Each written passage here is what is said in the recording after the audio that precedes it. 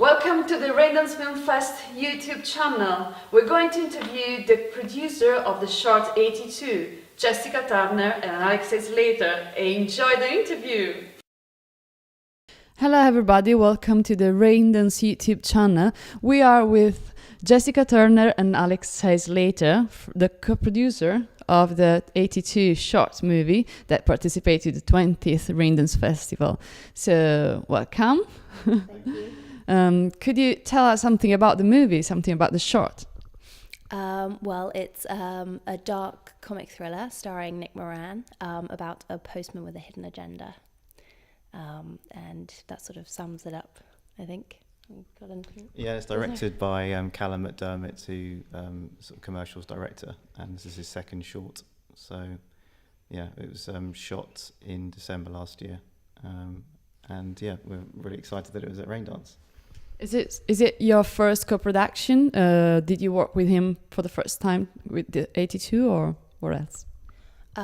Yeah, it was the first time we've worked together, and it was the first co-production between Alexie and myself.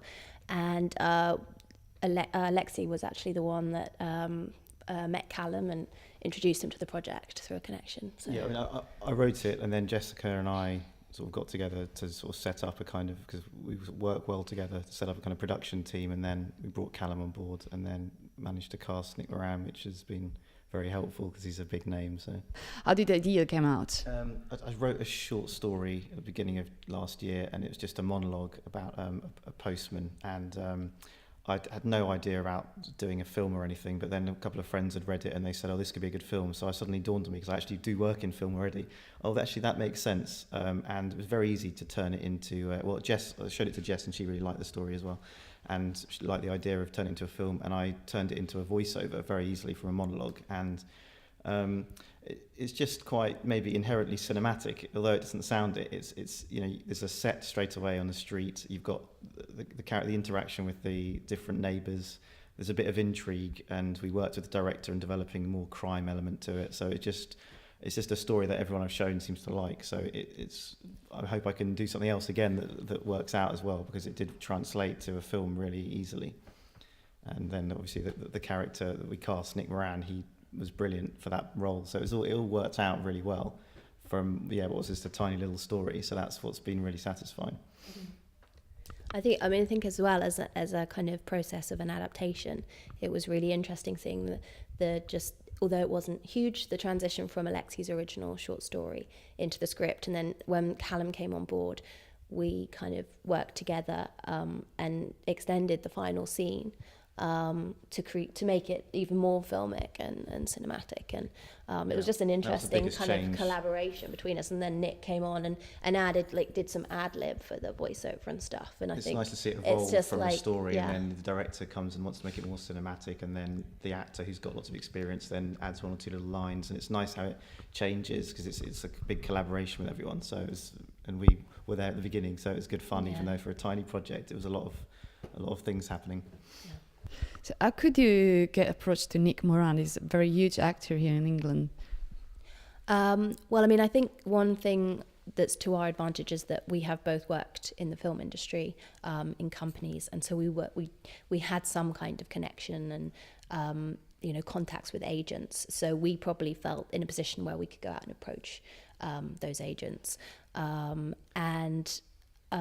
So really we went about the process by starting to, see who was available and, who could commit the time. I think we know. I think it's obvious that if you can get a big name actor in a short film, it helps the distribution and everything. Not to get Nick Moran loads of fan mail, but he does support a lot of short films. And I noticed afterwards when we sort of looked into it that he'd done lots of short films, and I went to see another one of his short films he'd done at a similar time. So I think he does more than the average. But we had a terrific character actor who's a really good actor who was possibly going to do the film, and then he wasn't able to, and we wanted to try and sort of get someone as good as him, so we really sort of went all out and sort of did use our contacts at agencies, and as I said, it just got bigger, the project. We never would have dreamed of getting an actor with so much experience and star power or whatever at the beginning, but we sort of went quite hard to try and get someone, and they liked the script. So I think they have to like the project, and you make it also in terms of how to advice for people getting actors, try and make a good package. So all the positives, if there's a director who's got a good show reel, make sure that's on there. All your experience that you've got, put all the important bits there. Just make a good presentation, because you don't want to waste their time. So. Yeah. And I think, a lot of the time, obviously with short films, is that you are working around actors' schedules, and, they're busy and they're normally going to be doing you a favour. So you do, there were a couple of times where we put the shoot back and then forward to accommodate, the schedule. So that's something to take into consideration when, you're trying to put something like this together, I think. Yeah, eventually you've got a shoot that you're locked on at a certain point. So it's just, that's one of the great learning things with all the experience we got about, all the priorities. You've got to get a certain crew, all the stuff in place, because people say, oh, what does a producer do? Well, we've got all the answers now, or some of them. So there's a lot of work involved, but you have to make a balance and compromise how much you want the big actor, how much he'll help. And in our case, we managed to get him, and he really helped with his performance and everything. Yeah, and he was absolutely fantastic. I think he was kind of like everything we'd envisaged for The Postman and more. So he brought so much to it. It's very nice to work with and laid back and everything. So yeah. Has it been difficult to find out the fund to produce it, or have you got every kind of channel to do it? So did you say the fund? Yeah. Well, I was totally self-financed, so it's very tough, because I think there's a few funds out there, but when we were looking at it, in reality, it's difficult to meet the kind of agendas they're setting, and we wanted to get this made, so I funded it with family help, and that was the reality of how to get it made. So it's going to be tough to go on like this, because you can't fall back on your own funding every time. We know there are some funds around London and nationally, but it's difficult to get them, so we're keeping an eye out for those in future. Yeah. For the next one, there's a bit of funding already in place, but the plan is that we've actually got to go and try and match that and raise it ourselves. So whether that's through crowdfunding or some other means, that's what we're sort of currently looking into. And also, hopefully, maybe we can work with some companies who might lend us equipment, or work together with us in some way to sort of provide what we need for the shoot. And is it a good way to start a production together, or to grow in a way? Well, we've talked about maybe trying to develop it into a feature, but it's a lot of work. I'd like to try and attempt at writing it, but we've got a character in place, and it's obviously helpful with this short to promote it going forward. There's interest now, people know about the character, so we could maybe start again, but we've got this short in place already, so there's something existing.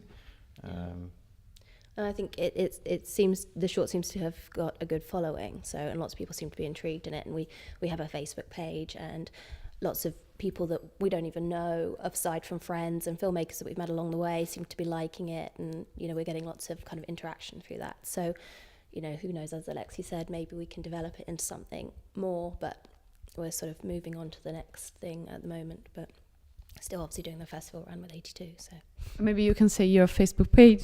It's 82, a short film on Facebook. I don't know the actual. Do you know the? It's just, I think it's just 82 dash a short film. But yeah.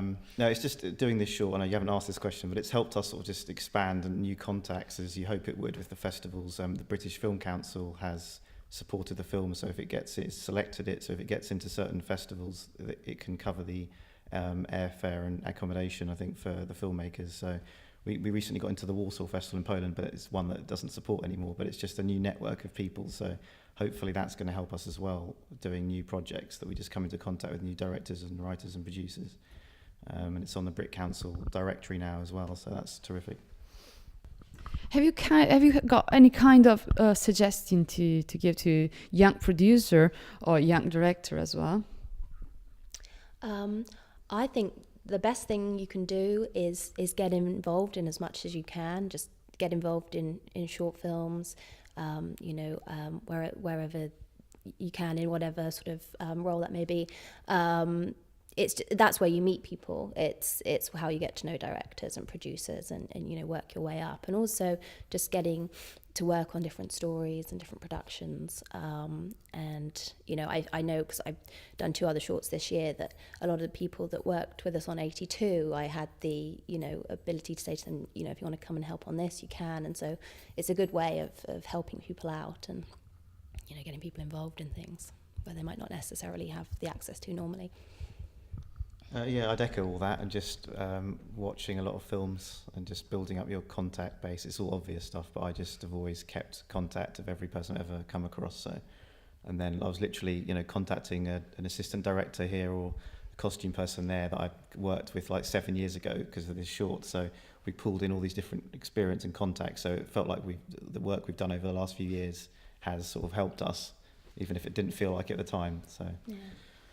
I think that's the thing, is that when we started with 82, we started with something that we thought was going to be relatively small. And as we said, it's grown into this much bigger production. And, you know, I think the caliber of the crew that we had, we kind of never even dreamt of having those kind of people. And we had amazing stuntmen that came in and, you know, gave their own time. Just able to get 2 stuntmen who've worked on like X-Men movies and so many huge films. I can't even think of them all right now, but a cinematographer, the director was able to get who's like 25 years in advertising, a camera operator who's worked on sort of lots of big budget TV. So yeah, it started off much smaller and we got all these huge people. So we're really proud of that. Yeah, and it's amazing, you know, those people with all that experience, they give their time and they're very willing and incredibly helpful. And, you know, I think we're really thankful for those, you know, people coming on board.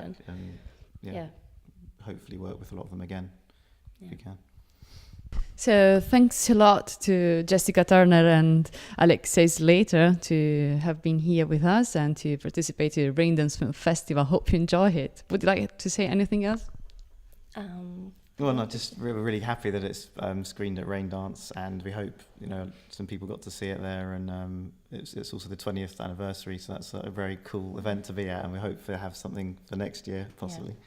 No, definitely. And it's really, really exciting, to be a part of the festival, as Alexie said. And I think, you know, we owe a big thank you to our crew and everybody that was involved and helped us, because we actually couldn't have put it together without them. And so, thank you. Thank you. Hope you enjoyed the interview. If you missed the previous one, click here and please subscribe to the channel.